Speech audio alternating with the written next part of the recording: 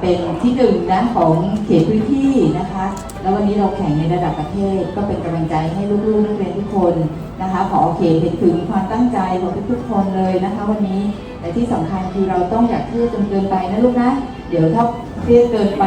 ตั้งใจมากจนเกินไปเนี่ยบางทีมันอาจจะทำให้การคิดหรืออะไรต่างๆของเราเนี่ยมันอาจจะลดลงเพราะฉะนั้นเราต้องทำใจให้สบายๆแล้วก็ผ่อนคลายนะคะผ่อนคลาย